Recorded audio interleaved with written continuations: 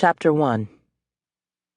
The last thing Dana Singleton ever wanted was to find herself alone with the man who'd broken her heart 2 years ago.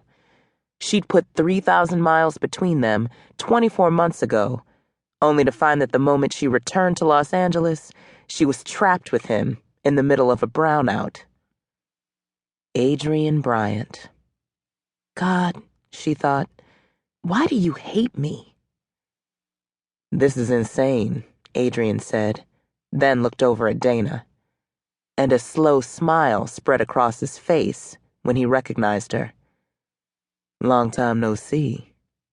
When he reached out to embrace her, Dana pushed back. Don't you dare touch me, she said. How dare you even look at me or expect me to be thrilled to see you? Don't act like that, he said, offering her a sizzling smile. In the near darkness of the coffee shop, his smile damn near lit up the place. Act like what? Like I can't stand to be in the same room with you?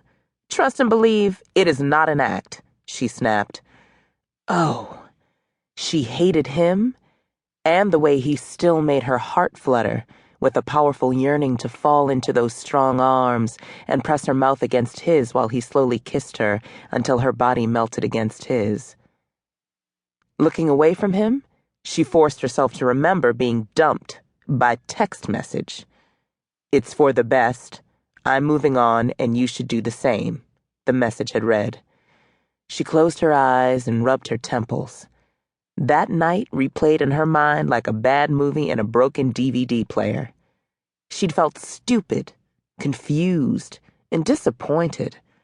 But she'd taken the hint and left.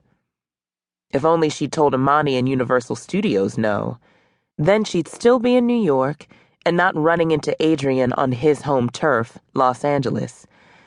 She expelled a frustrated sigh because when she opened her eyes, he was still there, still staring at her with that spectacular smile on his face. Dana, I know I owe you a huge apology and an explanation as to why. You don't owe me a damn thing. And I definitely don't want to hear any apology you took 2 years to come up with.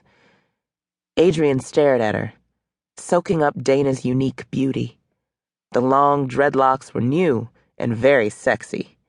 She had caramel-colored skin that made him salivate as he thought about all the places he used to lick and how sweet she tasted between her thighs. Letting her go had been the worst thing he'd ever had to do, but it was necessary. He only wished he could come clean with her now, but his mission wasn't complete, and the last thing he wanted was to get her caught up in his plan. Dana snapped her fingers in Adrian's face. Thinking of a pretty lie to tell me? Can we talk about it over a cup of coffee? He asked, smiling at her and making Dana snarl in response. You know what, Adrian? I've grown up since the last time I saw you. Decided that I deserve someone who knows how to treat me, and that isn't you. So hell no. I don't want to talk to you over coffee. I don't want to talk to you, period.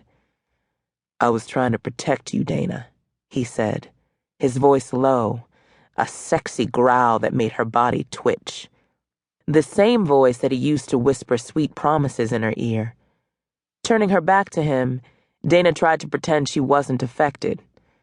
As long as he doesn't touch me, I'll be fine, she thought. Then she felt his hand on her shoulder. I'm sorry, he said. Sorry for what I did and the way things looked.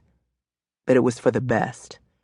It was, and when the power comes back on, we can pretend you're still gone. Adrian spun her around, drinking in her delicate features. Though her eyes flashed anger and resentment, she was still the most beautiful woman he'd ever seen. The love of his life. The only thing not touched by his need for revenge. What could he say to her to explain what his life had become? What? She snapped, locking eyes with him.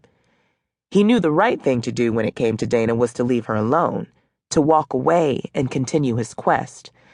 But at that moment, in the silence of the darkened coffee shop, all he wanted was a sweet taste of his past, a kiss from Dana.